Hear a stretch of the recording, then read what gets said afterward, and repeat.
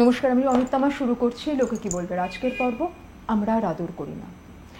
আমাদের অন্তরঙ্গতা, আমাদের আদর, আমাদের সেক্সুয়াল কম্প্যাটেবিলিটি, ইনকম্প্যাটেবিলিটি যে জীবনের কত বড় সত্যি, আপনাদের অজস্র চিঠি আবারও আমাদের তার হদিশ দিয়েছে। আমরা পরতে পরতে সে চিঠির ভাষায় ঢুকবো। আপনাদের নানান ব্যক্তিগত সংকটের কথা আপনারা যেভাবে ভাগ করে নিয়েছেন আমাদের সঙ্গে, কারণ এই কথা সত্যিই কারোর সঙ্গে ভাগ করা খুব কঠিন। আমরা আন্তরিকভাবে কৃতজ্ঞ আপনাদের কাছে, আপনারা যে আস্থা আমাদের প্রতি প্রদর্শন করেছেন তার জন্য। এই বিষয়টি নিয়ে সত্যি সমাজ কি বলবে ওইভাবে হয়তো সরাসরি আমরা ভাবি না, কারণ সমাজ জানতেই পারে না। কিন্তু আমরা লোকে কি বলবে বিষয় হিসেবে সাধারণত সেই এরিয়াগুলোকে রাখি, সেই পর্বগুলোকে রাখি যেগুলি নিয়ে অনেক ধরনের সামাজিক কলঙ্ক, ট্যাবু, না বলতে পারার দ্বন্দ্ব কাজ করে। এটা সেরকম একটি বিষয়। যৌনতা নিয়ে কথা বলার, খোলাখুলি আলোচনায় আসবার একটা সংকোচ বোধ আমাদের মধ্যে ছোটবেলা থেকে ঢুকিয়ে দেওয়া হয়। তখন এক প্রকার, কিন্তু পরে যখন আমরা সম্পর্কে প্রবেশ করি, যখন সেটি আমাদের জীবনে অন্যান্য অপ্রাপ্তির অংশ হয়ে ওঠে, তখন কিন্তু বোঝাপড়ায় আসা খুব কঠিন হয়। এবং শরীর আর মন তো অঙ্গাঙ্গিকভাবে জড়িত। যদি সেখানে মন শরীরকে সায় না দেয় বা শরীর যদি মনের সঙ্গে মিলিত না হতে পারে, তাতেও কিন্তু অনেক যন্ত্রণা জমে। সেখানে শরীরের কষ্ট মনের কষ্টকেও বাড়িয়ে তোলে। অনেক অনেক ধরনের সম্পর্কের জটিলতার সূত্রপাত থেকে যায় আমাদের অন্তরঙ্গতার ভাষার অমিল হলে। আমরা আসবো সেই গল্পেও আজকের পর্বে। ঢুকে পড়ি চিঠিতে। নাম প্রকাশে অনিচ্ছুক যারা আছেন তাদের চিঠিতে আসবো, তবে প্রথমজন সরাসরি বলেননি তিনি নাম প্রকাশে অনিচ্ছুক, তাই তার নাম বলছি। আমি অমৃতা, 2 বছর হলো কোভিডের জন্য ফ্যামিলি নিয়ে কলকাতায় ফিরে এসেছি। বোঝা যাচ্ছে অমৃতা আগে অন্যত্র থাকতেন। আমার হাজব্যান্ড ড্রয়িং রুমে এখন ঘুমন। আমরা একই ঘরে আর অনেক দিন থাকছি না। উনি বলেছেন যে আমার 2টি বেডরুম আছে, একটি ঘরে আমার শাশুড়ি মা থাকেন, অন্য ঘরে আমি আর আমার সন্তান, এবং আমার হাজব্যান্ড তার অনেক রাত্রির অবধি কাজ আছে ইত্যাদি বলে আমার সাথে আর একই ঘরে থাকেন না। অনেক সময় হাজব্যান্ড কথাও বলছেন যে আমি তুমি এক ঘরে শুলে মা কি বলবে, এই বলেও কোথাও যেন একটা পরস্পরের ঘনিষ্ঠতার ভাষায় একটা দূরত্ব আসছে, আড়াল আসছে। এই যে পরস্পরের মধ্যে একটা ভাষার অমিল অলরেডি শুরু হয়ে গেছে, এ নিয়ে কিন্তু উনি ওনার হাজব্যান্ডের সঙ্গে কথা বলেছেন। তিনি বলেছেন যে না, আমিও তো চাইছি, কিন্তু এড়িয়ে যাচ্ছেন। উনি প্রসঙ্গত উল্লেখ করেছেন যে আমি দেখেছি উনি অনেক সময় কিছু পর্ন ভিডিওস দেখছেন, কিন্তু আমার সঙ্গে যৌন সম্পর্কে আসতে উনি অনীহা প্রকাশ করছেন। একই ধরনের বক্তব্য রয়েছে রিয়ার প্রশ্নেও। রিয়া লিখছেন যে লাস্ট 2 বছর আমাদের কোনোই ইন্টিমেসি হয়নি, এখন কিন্তু আমার একটু ইনসিকিউর লাগছে। পার্টনার কি আমাকে আদতে কিছু বলতে পারছে না, কিছু কি চলছে তার মনের মধ্যে। আরেকজন লিখেছেন যে আমার প্রতি সমস্ত দায়িত্ব উনি পালন করেন, আমাদের সম্পর্কের মধ্যে যা যা কর্তব্যের জায়গা ওনার আছে সেখানে কখনো কোনো বিচ্যুতি থাকছে না, কিন্তু আমাদের আর কোনো পারস্পরিক আদরের, আমাদের পারস্পরিক সঙ্গমের, সংযোগের ভাষায় একটা বিরাট বিরাট বিরাট ফারাক বহুদিন ধরে টের পাচ্ছি। যদিও উনি লিখেছেন যে আমার লাভ ম্যারেজ, এবং গোড়া থেকেই আমি দেখছি যে কোথাও যেন আমাদের চাহিদার একটা অমিল থেকে গেছে। আরও কিছু কিছু চিঠি এসছে যেখানে একজন লিখেছেন, তিনি পেশায় সাইকোলজিস্ট। তিনি লিখেছেন যে আমার স্বামী আমার সব থেকে প্রিয় বন্ধু, উনি আমার প্রতি ভীষণ যত্নবান, ভীষণ ভালোবাসে আমাকে, কিন্তু আদরের অনিচ্ছা তার মধ্যে প্রকট। এবং এই নিয়ে কথা বলতে গিয়ে উনি বলছেন যখনই আলোচনায় গেছি সেটা শেষ পর্যন্ত কান্নাকাটি, ঝগড়াঝাটি ইত্যাদির পর্যায়ে গেছে। পরে আমারও খুব অনুশোচনা হয়েছে, কিন্তু এর কোনো সমাধান মেলেনি। এই যে নানান ধরনের প্রশ্ন আপনাদের কাছ থেকে পেয়েছি, আরও অনেক প্রশ্ন এসছে যেখানে অনেকে সরাসরি লিখছেন যে আমাদের এই অপ্রাপ্তির দরুন আমার ক্রমশ মনে হচ্ছে এই বিবাহই বোধহয় দুর্বিষহ হয়ে উঠছে। কেউ কেউ এও লিখেছেন যে আমাদের মানসিক অমিলগুলোও এখন যেন আরও প্রকট হয়ে ওঠে। আমরা এমন চিঠিও পেয়েছি যেখানে একজন লিখেছেন ভারী যন্ত্রণার কথা। তিনি বলছেন যে আমার সঙ্গে আমার যে হাজব্যান্ডের সম্পর্ক, তার যে আমার সঙ্গে লাভ মেকিংয়ের ভাষা, সেটা একেবারেই মেলে না। আমি লাভ মেকিং চাই, উনি সেক্স করতে চান। উনি কিন্তু কোথাও তার আগে পরের যে অন্তরঙ্গতা সেটাতে ঢুকতে চাইছেন না। উনি একথাও লিখেছেন যে স্বামীর এর আগে একটি সম্পর্ক ছিল, সে সম্পর্কটি থাকেনি, তারপরে ওদের বিয়ে হয়েছে। ওর কোথাও মনে হচ্ছে তাহলে কি আমি যথেষ্ট আকর্ষণীয় নই, আমার মধ্যে কি কোনো খামতি? ইনফ্যাক্ট আপনারা অনেকেই এই প্রশ্ন রেখেছেন যে আমার কি তাহলে কোনো সমস্যা, আমাকে দেখে কেউ আর অতটা আকৃষ্ট বোধ করছে না। আমি গোড়াতেই বলবো যে এই যে যৌনতায় আমাদের একই ভাষায় কথা বলতে না পারা বা দুটি শরীরের ভাষার মধ্যে যখন একটা বিরাট দূরত্ব তৈরি হয়ে যাচ্ছে, আমাদের অনেক অনুমান কাজ করতে শুরু করে। প্রমোতেও বলেছিলাম, অনুমানগুলো আপনাদের চিঠিতে এসে পৌঁছেছে। আমি ততটা আকর্ষক নই, এটি একটি অনুমানের জায়গা হতে পারে। ওর কি অন্য কারোর প্রতি এখন আগ্রহ জন্মাচ্ছে? আচ্ছা, পর্নোগ্রাফি ভিডিওতেও যেগুলো দেখে সেইটা আমাদের যৌনতায় আসছে না বলে কি ওর আর আমার প্রতি আগ্রহ নেই? এমন অনেক প্রশ্ন আমাদের মনের মধ্যে কাজ করতে শুরু করে। আমি বলবো প্রথমেই আমরা একটু অনুমান থেকে সরব। দেখুন, যখন এই ভাষাটার মধ্যে অমিল আসছে, আমরা বিষয়টিকে একটা ডিসফাংশন দিয়ে অনেক সময় দেখতে শুরু করি যে বোধহয় এটা আমার অক্ষমতা, আমি বোধহয় ততটা তাকে আর আগের মতন উত্তেজিত করতে পারছি না, বা তিনিও হয়তো আমাকে দেখে অতটা আর ভালো বোধ করছেন না। অনেক সময় পুরুষ মানুষদেরও নিজেকে নিয়ে কিন্তু কিছু সংশয়ের জায়গা তৈরি হয়। তাদেরও মনে হতে পারে যে আমি যদি ততটা সেক্সুয়ালি অ্যাক্টিভ হতে না পারি। একজন লিখেছেন যে তার হাজব্যান্ড তাকে বলেন যে আমার মাথায় অনেক চাপ, অনেক কাজ, আমার এখন আর এটার মধ্যে ঢুকতে ইচ্ছে করছে না। এখানে আমাদের বুঝতে হবে যে এটাও কিন্তু তার কোনো যৌন অসক্ষমতা নয়, এটার মধ্যে একটা ক্লান্তিও কাজ করতে পারে। সাধারণত যে প্রথাগত সেক্সুয়াল ইন্টারাকশনের কথা আমরা জানি, সেখানে আমরা ধরেই নিই যে পুরুষরা একটা খুব অ্যাক্টিভ রোলে আসবেন এবং তাদের নানান শারীরবৃত্তীয় চেঞ্জেসগুলো অনেক বেশি প্রকট, ফলে তো তাদের কাছে গোটা বিষয়টা কিন্তু অনেক বেশি আমার ঠিকভাবে সবকটা পারফরমেন্স হলো কিনা দিয়ে তিনি নিজেও জাজ করতে পারেন। আপনি হয়তো সঙ্গী হিসেবে সে চোখে দেখছেন না, কিন্তু ওর মনে হতে পারে যে আমি বোধহয় যথেষ্ট ভালোভাবে আজকে গোটা বিষয়টা ঠিক করে উঠতে পারলাম না। এই ভাবনা কিন্তু বহু সময় মনের অন্তরালে থেকে যায়, যে কারণে আমরা অজস্র চিঠি পেয়েছি যেখানে আমরা দেখছি যে তাদের পুরুষ সঙ্গীরা আর অতটা অ্যাক্টিভলি এনগেজড হতে চাইছেন না। যিনি লিখেছেন যে আমার হাজব্যান্ড অন্য একটি রুমে এখন রয়েছে, উনি পর্নোগ্রাফি দেখছেন কিন্তু আমার সঙ্গে অ্যাক্টিভলি একটা ইন্টারাকশনে আসতে চাইছেন না। তারা যৌনতায় মিলিত হতে চাইছেন, দুজনের মধ্যে একজন চাইছেন, অন্যজন বলছেন হ্যাঁ হ্যাঁ বুঝতে পারছি দরকার, ঢুকছেন না। পর্নোগ্রাফি দেখার জন্যে আমার নিজেকে সেক্সুয়ালি অ্যাক্টিভ রোলে নিয়ে যাওয়ার প্রয়োজন পড়ে না। সেখানে এক ধরনের নিষ্ক্রিয় ভূমিকায় আমরা থাকতে পারি এবং তার মারফত কিছুটা আনন্দ, কিছুটা উপভোগ সম্ভব। তাহলে কোথাও কি আপনার সঙ্গীর মধ্যে ক্লান্তিবোধ কাজ করছে? আমার মনে হয় বরং আমি কি কম আকর্ষক হয়ে গেলাম না ভেবে এই বিষয়টি নিয়ে একটু কথা বলা যায় কিনা। দেখুন যৌনতার যে সাধারণ পার্ট আমাদের কাছে থাকে, দ্য হোল সেক্সুয়াল অ্যাক্ট যদি আমরা ভাবি, সেটা কিন্তু খুব কায়িক শ্রমের ব্যাপার। মানে শুনতে হাসি পেতে পারে কিন্তু বিষয়টা কিন্তু তাই। সেখানে সত্যিই কিন্তু অনেক সময় মনে হতে পারে ওরে বাবারে আমার আর ইচ্ছে করছে না, জাস্ট এনার্জিতে কুলোচ্ছে না। আমরা এটাকে সেক্সুয়াল ফ্যাটিগ বলি। এবং যেটা আমরা প্রমোতেও বলেছিলাম, সম্পর্কের গোড়ার দিকে আমাদের পরস্পরকে আরও অনেক বেশি পাওয়ার, উন্মোচনের এতটা উত্তেজনা থাকে যে আমরা ওইসব ক্লান্তি টান্তি ভুলে যাই। কিন্তু যখন একটু জল থিতোয় তখন আমাদের আর অত ঢেউয়ের প্রয়োজন পড়ে না। কিন্তু সেখান থেকে দুজন মানুষের আরও অনেক না পাওয়ারও সংলাপ শুরু হয়ে যাচ্ছে, যা আপনাদের চিঠিতে ভীষণভাবে উঠে এসেছে।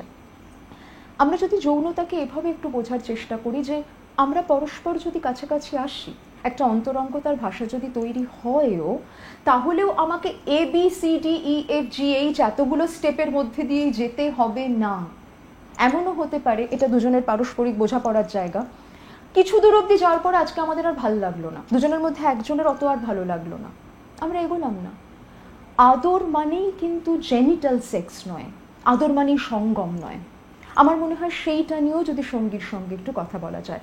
আমরাও যদি নিজের মাথায় একটু ভাবি যে আমি সারাক্ষণ না ক্যালেন্ডার ডেট দেখবো না, আমরা কতদিন মিলিত হইনি, তবে কি আমাদের বিয়েটা আর ভালো নেই, তবে কি আমাদের সম্পর্কে গোলমাল শুরু হয়ে গেল। কারণ এখানেও দেখুন আমাদের কিছু পূর্বানুমান থেকে যাচ্ছে। আমরা ধরেই নিচ্ছি যে এতদিন মিলিত হওয়াটা একেবারে বাঞ্ছনীয় যদি আমাকে বিয়েটা ঠিক আছে নিজের কাছে বলতে হয় বা বুঝতে হয়। বিষয়টা কিন্তু তা নাও হতে পারে, কারণ অন্যভাবেও পরস্পরের সঙ্গে কিন্তু একটা সান্নিধ্য সুখ পেতে পারেন। তার কি কোনো অবকাশ থাকছে সম্পর্কে? যিনি বলেছেন যে আমার হাজব্যান্ড লাভ মেকিংটা করেন না, উনি সেক্স করেন। কোথাও সেখানে একটা ফোরপ্লে বা আদরের অন্যান্য ভাষার অভাব বোধ ওর চিঠিতে উঠে এসেছে। এক্ষেত্রে আরও একটি দিক আমরা মনে করবার চেষ্টা করব। যৌনতা ঠিক কিভাবে আদরে পরিণত করা যায় এই নিয়ে কখনো সত্যিই কি আমাদের কিছু শেখানো হয়? আমরা কি প্রশিক্ষিত? না। এটা নিয়ে প্রশ্ন জাগতে পারে যে এর আবার প্রশিক্ষণ লাগে নাকি। হ্যাঁ লাগে। কেন লাগে? একটা ছোট বাচ্চাকে দেখবেন আপনি কাঁটা চামচ দিয়ে খেতে শেখাচ্ছেন, নিজে নিজে স্নান করতে শেখাচ্ছেন, যাতে কানে জল না ঢোকে এইভাবে মাথায় জল ঢালতে শেখাচ্ছেন। যৌনতার কি কোনো পাঠ হয়? কেউ কি আমাদের শিখিয়ে দেয়? দেয় না। আমরা জননতন্ত্র পড়ি ক্লাসে, তাও আবার ব্যাঙের। সেখানে দেখবেন আমরা যখন পুরোনো দিন যদি ফিরে গিয়ে দেখি স্কুল লাইফে যখন আমরা প্রথম পড়ছি এই বিষয়গুলো, আইদার আমাদের পরিপার্শ্ব আমাদের শেখায় ব্যাপারটা খুব খারাপ এবং এসব হলে অনেক ঝক্কি আছে বাবা, ভীষণ গণ্ডগোলের, অথবা আমরা যখন জননতন্ত্র পড়ছি আমাদের তখন কৌতূহল তুঙ্গে, আমরা কনুই ঠেলাঠেলি করি, হাসাহাসি করি। তাহলে যৌনতা হয় হাসাহাসির বিষয়, তা না হলে এড়িয়ে যাওয়ার বিষয়, হয় মস্করার, না হলে খুব খারাপ আসতে। বিষয়টার মধ্যে যে আরও অনেক গভীরতা আছে, এটাকে যে আরও অনেক সিরিয়াসলি বোঝবার প্রয়োজন আছে। এর সঙ্গে আমাদের সম্পর্কের রসায়নের মানসিক মিল অমিলের গল্প যে জুড়ে আছে, যতক্ষণ না সে সংকটরূপে উপস্থিত না হচ্ছে আমাদের কিন্তু তা জানাই হয় না। এবং অনেক সময় সঙ্গীর মধ্যে একজন এটা জানানি পাচ্ছেন, অন্যজনের কাছে জানানিটা আসছে না, তার কারণ তার ওই তাগিদটা আর ওইভাবে আসছেই না। আমার মনে হয় সেখানে যৌনতাকেও যদি আমরা একটু অন্যভাবে পরস্পরের সঙ্গে আলোচনায় আনতে পারি, কী ধরনের আদরের ভাষায় আমি প্যাম্পার্ড বোধ করি, আমার কমফোর্টেবল লাগে, আমার কোনটা ভালো লাগে, তোমার কোনটা ভালো লাগে, একটা সংলাপে আমরা সত্যিই কি আসি সম্পর্কে। যিনি লিখেছেন যে এই প্রসঙ্গ উঠলেই ঝগড়াঝাটি কান্নাকাটি হচ্ছে, আমি তাকে বলবো আমরা দোষারোপ করবো না, তুমি কেন আমাকে আর আদর করো না, এই ভাষাটায় না গিয়ে যদি বরং আমরা চেষ্টা করি আচ্ছা আমরা আর কিভাবে আরেকটু পরস্পরের সঙ্গ সুখ পেতে পারি। আমাদের সমস্ত স্পর্শই একটা নির্দিষ্ট ধরনের যৌন পরিকাঠামোতেই যেতে হবে না, কিন্তু আর কিভাবে তোমার আমার দুজনেরই ভালো থাকার বা ভালো লাগার একটা ভাষার নির্মাণ সম্ভব, এসো একটু কথা বলে দেখি। যারা লিখছেন ঘরের সমস্যা, অনেকেই লিখেছেন যে আমার সেই স্পেস নেই, বা আমার ঠিক পাশের ঘরে হয়তো আমার শাশুড়ি মা আমার শ্বশুরমশাই রয়েছেন, আমি খুব সংকোচ বোধ করছি। প্রথম চিঠিটা যার পড়লাম অমৃতা যেমন লিখেছেন যে হাজব্যান্ড বলছেন মা তো রয়েছে, মা কি ভাববে আমি যদি তোমার ঘরে থাকি। দেখুন এখানে আমি বলবো আবার ওই যৌনতা বিষয়টাই খারাপ, আমাদের শিখিয়ে দেওয়া হয়, এবং যেন সন্তান হয়ে যাওয়া অবধি যতক্ষণ যৌনতা তুমি করছো ততক্ষণ ঠিক আছে, সন্তান হয়ে যাওয়ার পরে আবার কিসের কি। একজন লিখেছেন যে আমার স্বামী ভীষণই সাপোর্টিভ, খুবই আন্ডারস্ট্যান্ডিং, কিন্তু উনি মনে করেন আমার একটাই পরিচয়, আমার সন্তান হয়ে গেছে, আমি এখন সন্তানের বাবা। সন্তানের বাবা তো আপনি বটেই, কিন্তু আপনার তো একজন সঙ্গীও আছেন, আমরা তো জীবনে নানান ভূমিকায় থাকি, বলুন আপনি বাবা হয়ে যাওয়ার পর কি আপনি আপনার বাবা মারার পুত্র থাকেননি? ঠিক একইভাবে আমি কারোর স্ত্রীও থাকতে পারি, কারোর মাও হতে পারি, আমার অসংখ্য ভূমিকা থাকতে পারে। আচ্ছা যৌনতার ক্ষেত্রেই আমরা এই ভূমিকার সংঘাতে নামছি কেন? আমার সঙ্গে যদি আমার সঙ্গীর একটা সহজ স্বাভাবিক অন্তরঙ্গতা থাকে, সেইটা নিয়ে আমার মধ্যেই পাপ বোধ কেন? পাপ বোধ আসছে তার কারণ যৌনতা মানেই খুব পাপের গল্প, এটা আমাদের মধ্যে ইনজেক্ট করে দেওয়া হয়, আমরা সচেতনভাবে আর ভাবি না ওভাবে, কিন্তু অবচেতনে থেকে যায়। অনেক সময় এমন কিছু সেক্সুয়াল গিল্ট আমাদের মধ্যে কাজ করতে থাকে যার দরুন আমরা আর কাছে আসতে পারি না। আমরা যৌনতাকে না আমি কত ভালো পারফর্ম করি বা তুমিও কত ভালো সার্ভিস আমায় দিতে পারো এই অ্যাঙ্গেল থেকে যদি একেবারেই আর না দেখি, এটা আমার আর তোমার দুজনেরই অন্তরঙ্গতার সান্নিধ্যের একটা অধ্যায়, যেখানে আমরা পরস্পরকে আরেকটু ভালো বোধ করানোর চেষ্টা করব। সেখানে আমাদের পরস্পরের প্রতি একটা আস্থার ভাষা থাকবে, আমাদের পরস্পরের সঙ্গে একটা ভাগ করে নেওয়ার গল্প থাকবে। এখানে কেউ কাউকে আলাদা করে কিছু দিচ্ছি না, কারোর থেকে নিচ্ছি না, এখানে একটা পারস্পরিক পাওয়ার গল্প থাকবে। আরও কিছু প্রশ্নে এবার ঢুকবো, যেখানে আমাদের কিছু পুরুষ বন্ধুরা জানিয়েছেন তাঁদের স্ত্রীরা আর আগ্রহী নন। একজন লিখেছেন আমার বয়স 45, আমার ওয়াইফের 43, আমার 15 বছর আগে বিয়ে হয়েছে, অ্যারেঞ্জড ম্যারেজ, আমাদের একটি পুত্র সন্তান আছে, তার বয়স 12। লাস্ট 3 বছর ধরে যখনই আমার ওয়াইফের সাথে সামান্য ঘনিষ্ঠ হওয়ার চেষ্টা করেছে ও কিন্তু খুব রেগে গেছে।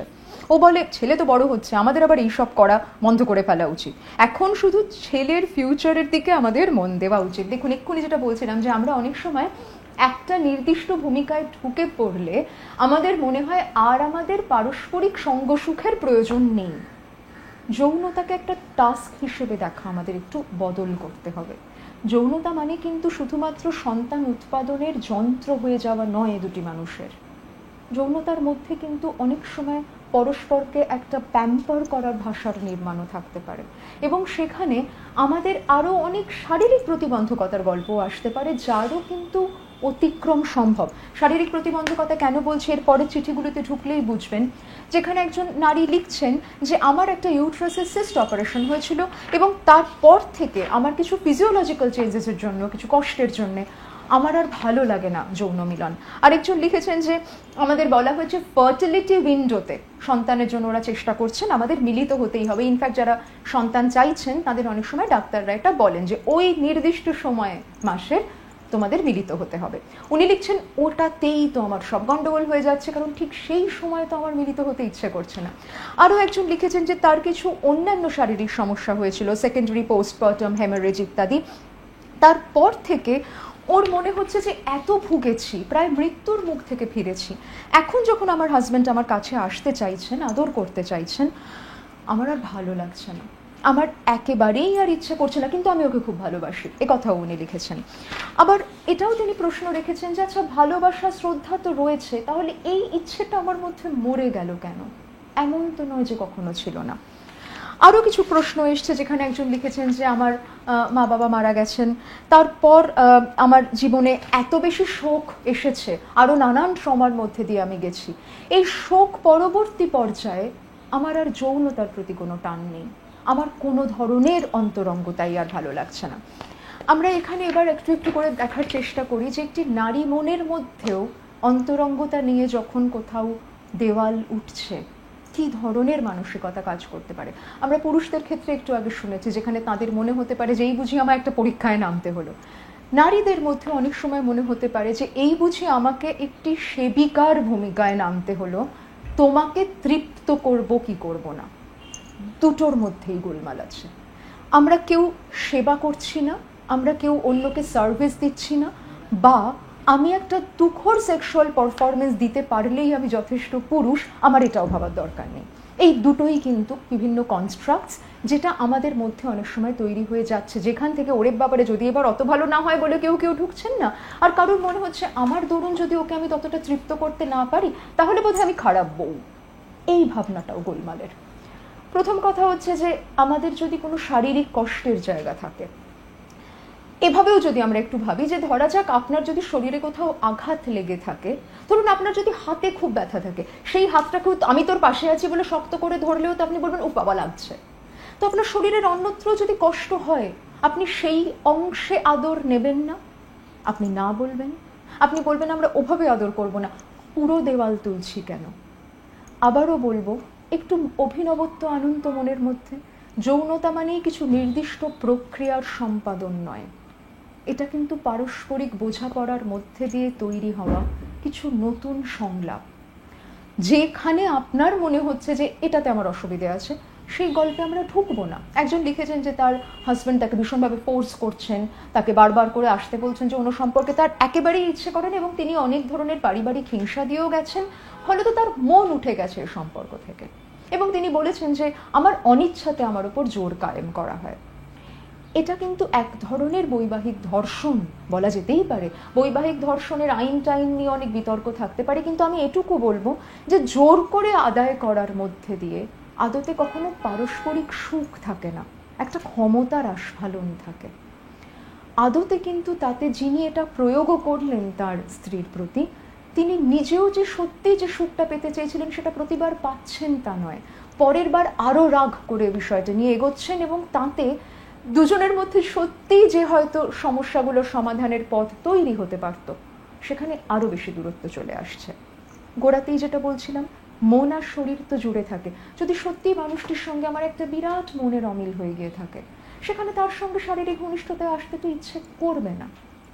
আমরা মানসিক ইনকম্প্যাটেবিলিটি সম্পর্কে আদৌ থাকবো কি থাকবো না, অনেকেই প্রশ্ন রেখেছেন যে আমি কি এই বিবাহে আদৌ থাকবো, এবং তারা কিন্তু শুধু সেক্সুয়াল ইনকম্প্যাটেবিলিটির কথা বলেননি, তারা আরও অনেকগুলি দিক উল্লেখ করেছেন যেখানে তারা বিবাহে খুব খারাপ আছেন। আমরা ডিভোর্স নিয়ে একটি পর্ব করব হয়তো, যখন করব তখন আপনাদের চিঠিগুলি আবারও প্রাসঙ্গিক হয়ে উঠবে।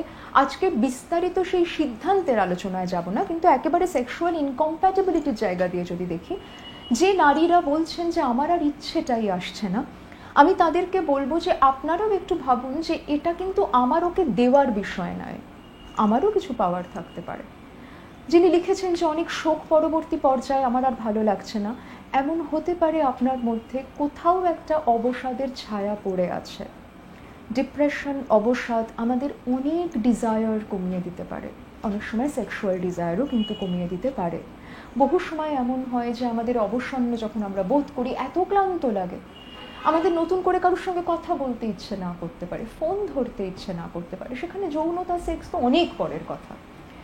আমি আপনাদের বলবো যে যদি তাই হয় তাহলে সেটাও একটু সঙ্গীকে কনভে করুন যে দেখো এটা তোমার সঙ্গে কোনো অসুবিধে না, আমার মনে হচ্ছে যে এই শোকগুলি কাটিয়ে উঠতে গিয়ে এখনও আমি পুরো ধাতস্থ হয়ে উঠতে পারিনি, আমার বোধহয় আর একটু সময় লাগবে। কিন্তু এই প্রেক্ষিতে আরও একটি কথা বলার আছে, আমি একেবারে একটা ফুল ফ্লেজেড সেক্সুয়াল কোর্সের মধ্যে ঢুকতে পারছি না মানে আমার সঙ্গীর হাতটা ধরে তার কাঁধে মাথা রেখে তাকে বলতে পারি না যে আমার না মাঝে মাঝে খুব মায়ের কথা মনে পড়ে, এটুকুও বা পারবো না কেন? তার মধ্যেও তো অন্তরঙ্গতা আছে। আমি আপনাদেরও বলবো আপনার স্ত্রীর সঙ্গে আপনার অন্তরঙ্গতার ভাষাকে আর একটু অন্যভাবে নিয়ে আসা যায় কিনা দেখুন। আমরাও কিন্তু বড় চিরাচরিত গতানুগতিক ভাষায় সেক্সকে অ্যাপ্রোচ করি, আমরা যদি সেখানেও আরও একটু আনপ্রেডিক্টেবল হতে পারি, আর একটু রোম্যান্টিক হতে পারি, আরও একটু অন্য ধরনের সংলাপ তৈরি করতে পারি, নিজের মধ্যে সেটা একটু ভেবে দেখুন না। যারা অনেক দিন সম্পর্কে আছেন, যারা ভাবছেন আমরা তখন মা বাবা হয়ে গেছি, আমাদের অনেক বয়স হয়ে গেছে, এই যে একটা বয়সের পরে সেক্স আবার হয় নাকি, এটাও পূর্বানুমান। এরকম কিন্তু কোনো সত্যতা নেই যে এই নির্দিষ্ট বয়সের মধ্যেই আপনাকে যৌনতার গোটা গল্প শেষ করে ফেলতে হবে। হ্যাঁ, আপনি বলতে পারেন যে হয়তো কারোর মেনোপজ হয়ে গেল বা অ্যান্ড্রোপোজ ইত্যাদি কথা আমরা শুনে থাকি, তার সঙ্গে কিছু বিশেষ ধরনের আবারও প্রজনন কার্য যুক্ত হয়ে থাকতে পারে, রিপ্রোডাকশন যুক্ত থাকতে পারে। আদর তো অন্য জিনিস, আদরের সঙ্গে আমরা এইভাবে মিলিত হলে কি আমাদের আর সন্তান হবের তো যোগ নেই। যিনি লিখেছেন ফার্টিলিটি উইন্ডোতে আমাদের বলা হয়েছে মিলিত হতে কিন্তু ইচ্ছে করে না, খুব স্বাভাবিক। সেক্স মানে তো পিটি করা নয় যে একেবারে ঘরে দেখে চলো শুরু করো, না, ওইভাবে কখনোই দুজনের মধ্যে সেই সংযোগ স্থাপন হওয়া সম্ভব নয়। বরং আপনাকে বলবো যে আপনাদের যে বলা হয়েছে ফার্টিলিটি পিরিয়ডগুলোতে মিলিত হতে, আপনারা তার আগে পরেও যদি কখনো ইচ্ছে হয় আসবেন কাছাকাছি। যদি কোনো ফার্টিলিটি পিরিয়ড আপনার মনে হয় যে না আমার আর একেবারেই ইচ্ছে করলো না, আসবেন না কাছাকাছি। এবং এমনও হতে পারে যে আমাদের ঠিক এইভাবেই একটা প্রক্রিয়া সম্পাদন করতে হবে, তো আমরা পারলাম না ফার্টিলিটি পিরিয়ডে, তাই নিয়ে নতুন করে ফ্রাস্ট্রেটেড হবেন না, তাতে সন্তান যদি পরে আসবে। সেক্ষেত্রে নিজেকে আবারও শুধুমাত্র ইউট্রাস অ্যান্ড ওভারি দিয়ে নাই বা ভাবলেন। আমরা সন্তান চাইনার এপিসোডে এটা নিয়ে কিছু কথা বলেছিলাম, এক্ষেত্রে আপনারা সন্তান চাইছেন, কিন্তু তার আসবার পথকে সুগম করতে গিয়ে আমাদের পারস্পরিক যে একটা সংযোগ ছিল, সেতু ছিল, সেটাকে যেন নড়বড়ে করে না ফেলি। অনেকে এই প্রশ্নও রেখেছেন যে আমার যে যৌন তাগিদ সেটা আমার সঙ্গীর সঙ্গে মিলছে না মানে কি আমি অস্বাভাবিক, মানে আমি কি হাইপার সেক্সুয়াল? এমন প্রশ্ন অনেক ক্ষেত্রে পেয়েছি যে দিদি আমার যৌন তাগিদ তাহলে আপনি কমিয়ে দিন, কারণ আমি তো এটা নিয়ে ওর সঙ্গে ভালো থাকতে পারছি না। এখানে একটি বিষয় আবারও আমরা একটু মনে রাখবার চেষ্টা করব। ঠিক যেমন কোনো মানুষের যৌন আকর্ষণ অতটা আর তীব্র এখন নয়, বা কারোর একটা যৌন অনীহা চলছে, বা তার হয়তো মনে হচ্ছে যে আমি আমার পার্টনার চাইলেও এই মুহূর্তে খুব অ্যাক্টিভলি এই বিষয়টিতে এনগেজড হতে চাইছি না মানেই যেমন আমি অসক্ষম এটা আমরা ধরে নেব না, ঠিক তেমনি আমি চাইছি মানেই এটাও আমার এক ধরনের অস্বাভাবিকতা, আমরা এই লেভেলিং থেকেও নিজেদেরকে বিযুক্ত করব। হ্যাঁ, একটা সময় মনস্তত্ত্বে এই ধরনের ভাবনা চিন্তা ছিল, এখন কিন্তু সেটাকে একেবারেই অন্য লেন্সে ফেলে দেখা হচ্ছে। ঠিক যেরকম দিনের মধ্যে ক গ্লাস জল আপনার খেতে ইচ্ছে করবে আর আপনার সঙ্গীর ক গ্লাস জল খেতে ইচ্ছে করবে, সেটা তো নাই মিলতে পারে, হয়তো আপনার একটু বেশি তেষ্টা পায়, তার মানে কি আপনি অস্বাভাবিক? ঠিক একইভাবে যৌনতার ক্ষেত্রেও আমাদের তাগিদ একই পথে সবসময় নাও হাঁটতে পারে। না হাঁটা মানেই আমি ভীষণ হাইপার সেক্সুয়াল এবং আমার হাইপার সেক্সুয়াল মানে আমার নৈতিক অবক্ষয়, এ কথাও একজন লিখেছেন।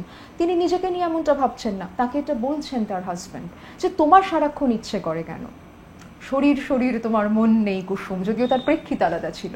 কিন্তু শরীর এবং মন আদতে কি খুব সত্যি সত্যি দুটো আলাদা আলাদা পথে হাঁটে?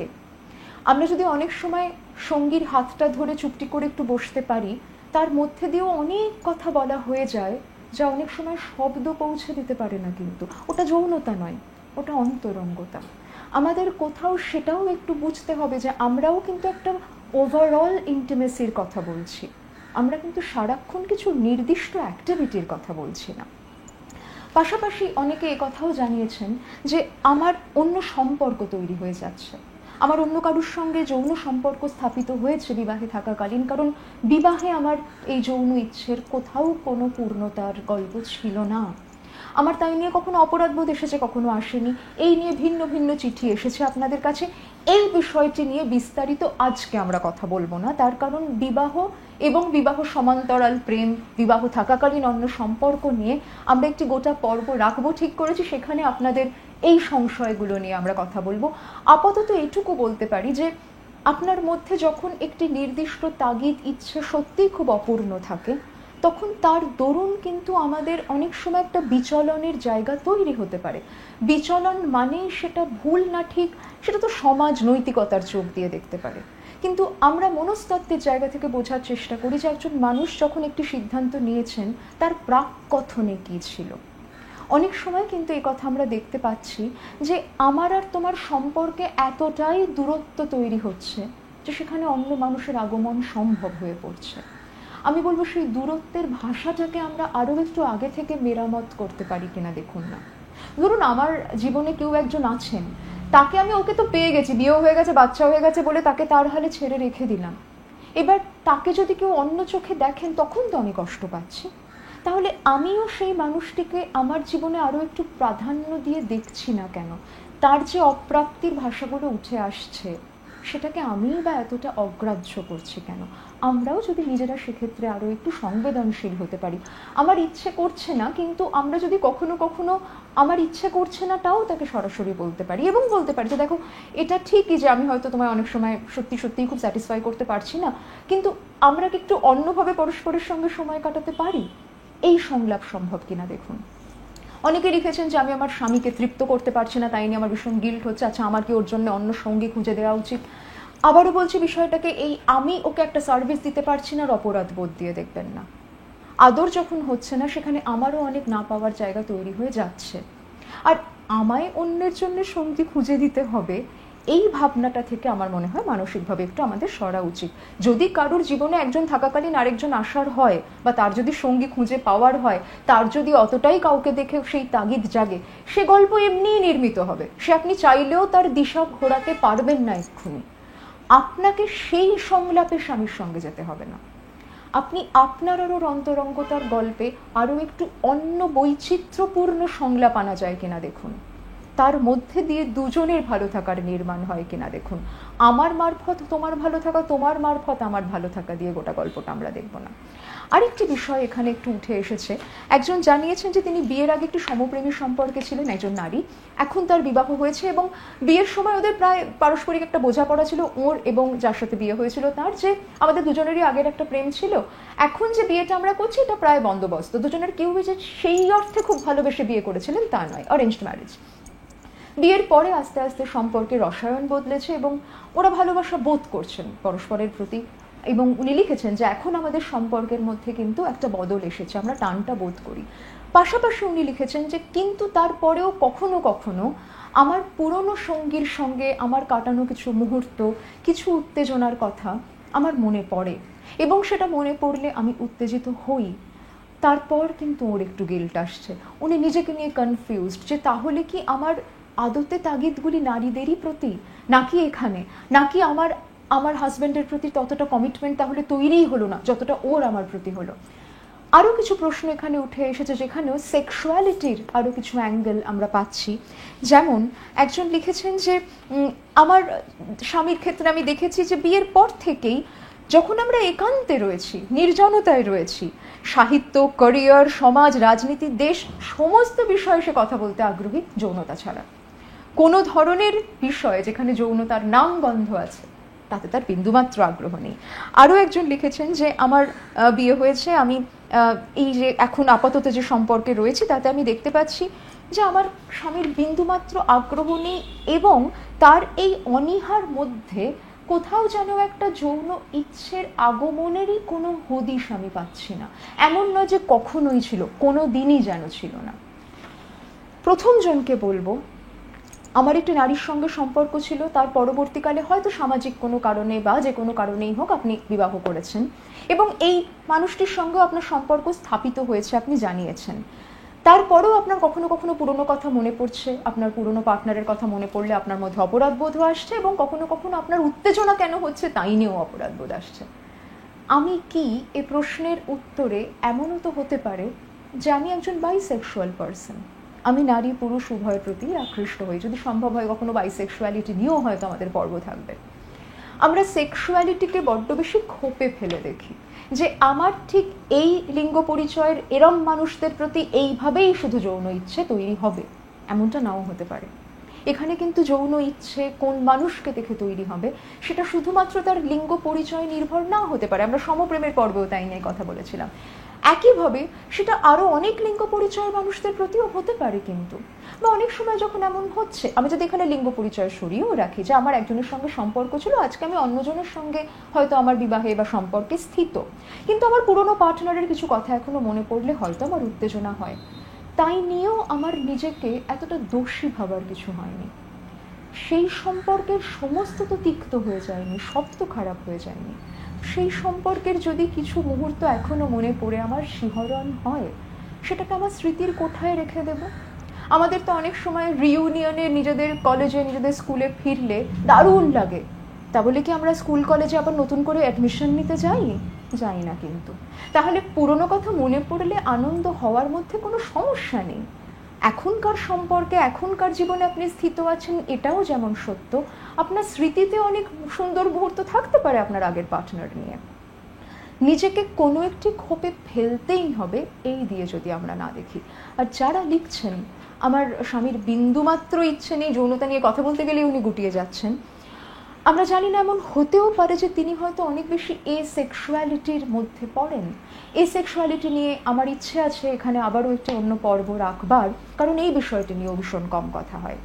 একটা সময় মনে করা হতো যৌন আকর্ষণ, যৌন ইচ্ছে বোধ না করা মানে আবারও ডিসফাংশন, অসক্ষমতা। এখন কিন্তু আমরা জানি যে এই বিষয়টিও একটা মানুষের অভিরুচি হতে পারে। তিনি হয়তো রোম্যান্টিক, তার হয়তো প্রেমিকাকে চিঠি লিখতে ইচ্ছে করছে, কিন্তু তিনি যৌন আকর্ষণ ঠিক গতানুগতিক প্রক্রিয়ায় বোধ করেন না। আমার আপনাকে বলার যে আপনি আপনার স্বামীর সঙ্গে এটা নিয়ে একটু খোলাখুলি কথা বলে দেখুন। ওকে বলুন যে আপনি দরকার হলে তুমি একটু দেখো তো তোমার কি এই ধরনের একটা প্রবণতা তুমি নিজের মধ্যে চিহ্নিত করতে পারছো, তুমি কি একটু সেক্সুয়ালিটি নিয়ে পড়াশোনা করে দেখবে। আগে ওকে ওর নিজেকে বুঝতে দিন। এমনও হতে পারে উনি নিজের সম্পর্কে একটু সচেতন হলে কোথায় আদতে জড়তা, কোথায় গিয়ে ওনার ভেতর থেকে বাধা আসছে সেটাও হয়তো চিহ্নিতকরণ সম্ভব। এমনও অনেক সময় হতে পারে যে আমরা আমাদের ফ্যান্টাসিতে অনেক সময় অনেক সেক্সুয়াল অ্যাক্টিভিটিতে লিপ্ত হচ্ছি, স্বপ্নে সেক্স আসছে, কিন্তু আমরা আমাদের বাস্তবিক জীবনে সেটার মধ্যে যুক্ত হতে পারছি না। তাহলে মনের মধ্যে গভীরে কোথাও কোনো সংকোচ, পাপবোধ, নিজের শরীর নিয়ে কুণ্ঠা, নিজেকে নিয়ে সংশয়, পারব তো কিনার উদ্বেগ থাকছে কি? এই জায়গাগুলো একান্ত তার নিজের সঙ্গে নিজের সংলাপ, কিন্তু সঙ্গী হিসেবে আমি তার প্রতি কোথাও একটা সাপোর্টিভ ভূমিকা নিতে পারি, তাকে ধরিয়ে দিতে পারি। ওই যে আরেকজনকে বলছিলাম, দোষারোপ ঝগড়াঝাঁটি দিয়ে আমরা কিন্তু এর সমাধানে পৌঁছতে পারবো না। এমনকি আমরা যদি কারুর অসম্মতিতেও তার সাথে সংযুক্ত হওয়ার চেষ্টা করি, সেখানেও তো সত্যিই সেই পারস্পরিক বোঝাপড়ার, সেই অর্থে পারস্পরিকভাবে মিলিত হওয়ার আনন্দ আমরা পাবো না। তাহলে আবারও একটু যদি কথা বলা যায়, এবং যদি কথা বলার পর আপনি বুঝতে পারেন যে সত্যিই ওর এই বিষয়ে বিন্দুমাত্র আকর্ষণ নেই, তাহলে আর কিভাবে আমাদের মধ্যে অন্তরঙ্গতার ভাষা স্থাপন করব? তুমি আর আমি আবারও দুটো আলাদা আলাদা মেরুতে দাঁড়িয়ে থাকবো, নাকি কিছু কিছু পথ একটু দর কষাকষি করে মধ্যপন্থায় আসবো, মধ্য গোলার্ধে আসবো, সেটা নিয়ে কথা বলা সম্ভব। কিন্তু যৌন অতৃপ্তি, সেক্সুয়াল ইনকম্প্যাটিবিলিটি, এ বিষয়টি নিয়ে আমাদের নিজেদের মধ্যেও সংলাপে যাওয়ার ক্ষেত্রে অনেক বাধা কাজ করতে থাকে। আমাদেরও মনে হতে পারে যে আমার একারই কেন ইচ্ছে হচ্ছে, আমার একারই কেন মনে হচ্ছে, তাহলে বোধহয় ও আমাকে আর অতটা ভালোবাসে না। আমি বলবো ও আমাকে আর এতটা ভালোবাসে না, বা আমার ইচ্ছে না হলে আমি আর ওকে এতটা ভালোবাসি না। এই ভালোবাসা না বাসা দিয়ে আমরা শুধুমাত্র এই বিষয়টিকে দেখব না। এটা কিন্তু ভালোবাসার বহিঃপ্রকাশের একটা নির্দিষ্ট সংলাপ, যে সংলাপে কখনো আপনার সঙ্গীর সঙ্গে ঠিক একই সময়ে আপনার হয়তো নিযুক্ত হতে ইচ্ছে করছে না, কিন্তু এই সংলাপের যদি একটু পুনর্নির্মাণ হয়।